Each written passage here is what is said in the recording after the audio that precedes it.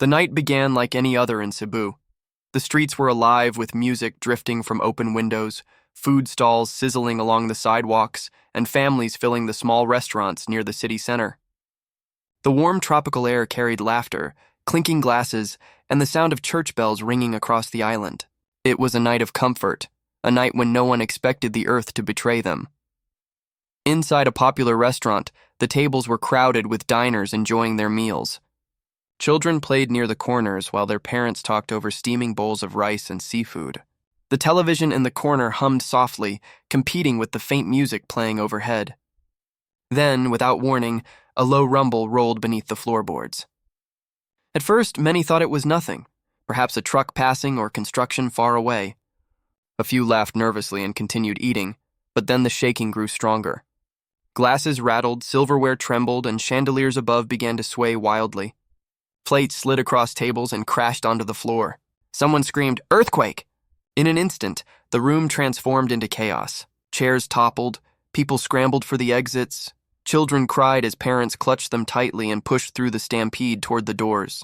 Outside, neon signs flickered, sparked, and fell into the street. The pavement rippled as if alive, and cars screeched to a halt. Farther away on Bantayan Island, evening prayers had just begun in the centuries-old church. Candles flickered against the stone walls as the priest raised his hands to lead the congregation. But the ancient walls groaned under the violent tremors. The belfry bell tolled once, an eerie, hollow sound, before the tower gave way completely. With a thunderous crash, stone blocks tumbled into the courtyard, filling the air with dust. Parishioners screamed, rushing out into the night, clutching rosaries, calling out, "Lord, have mercy!" as they watched the sacred tower crumble to the ground. Across Cebu, homes shook violently. In small wooden houses, shelves collapsed, glass shattered, and roofs buckled. Dogs barked frantically, chickens fluttered out of cages, and electric wires sparked, igniting fires in narrow alleyways. A transformer exploded in a shower of light, plunging entire neighborhoods into darkness. The sound of sirens, screams, and breaking concrete filled the night.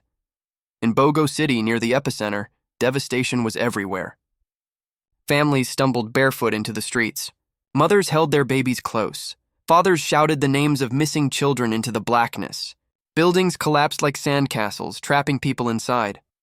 A hospital ward shook violently. Nurses screamed for patients to be evacuated. Beds were wheeled into the parking lot as plaster rained from the ceiling. With no time to spare, doctors stitched wounds under the glow of cell phone flashlights. One young nurse knelt in the rain, bandaging a man's leg while her hands trembled from fear and exhaustion. Then came the aftershock. Just as survivors thought the worst was over, the earth groaned again. A second quake, nearly as strong, sent already cracked buildings crumbling completely. A rescue crew digging through the rubble of a collapsed home leapt back as the walls beside them gave way. They shouted, "Run!" as another wave of dust and stone buried the ground. By dawn, the scale of destruction was revealed. Streets were lined with rubble, cars flattened under fallen beams, and entire neighborhoods reduced to piles of wood and stone. Rescue workers, soldiers, and civilian volunteers dug through the debris with bare hands, desperate to find survivors. In one powerful moment, a child's cry was heard beneath a collapsed roof. Neighbors worked furiously, tearing away the wreckage until a small boy was pulled out alive. The crowd cheered, tears streaming down their faces. But for every miracle, there was tragedy. Minutes later, rescuers uncovered a lifeless body, and silence fell across the group. Hospitals were overwhelmed. Hundreds of injured filled the hallways, and when no space remained, patients were treated outside under tarpaulins and makeshift tents. Families lined the roads, carrying the wounded on wooden carts and even in their arms, hoping someone would help. Doctors struggled with limited supplies, their voices breaking as they reassured patients while knowing medicine was running low. Heavy rains began to fall, turning streets into rivers of mud. Landslides cut off mountain roads, leaving villages isolated. Soldiers waded through chest-high water to deliver rice and bottled water to families stranded in their homes. Bridges collapsed, cutting vital lifelines between towns. People held umbrellas over the wounded as they waited for evacuation trucks that could not reach them. By midday, a tsunami warning was issued. Sirens wailed, and thousands rushed toward higher ground, carrying children, elderly relatives, and small bags of belongings. Fear gripped them as memories of past disasters resurfaced. Though the tsunami never came, the terror of waiting on the hillside in the rain burned into everyone's memory. As the day passed, the stories of survivors began to emerge. A teenage girl recalled hiding under her dining table as the roof caved in, saved only because her grandmother pulled her close. A priest described the heartbreak of watching his church tower collapse after standing for more than 400 years. A nurse admitted she had stitched 15 patients in the dark with nothing but a flashlight held in her teeth. And a soldier recounted carrying a newborn baby from the rubble, placing the crying child into its mother's trembling arms. The official death toll climbed rapidly.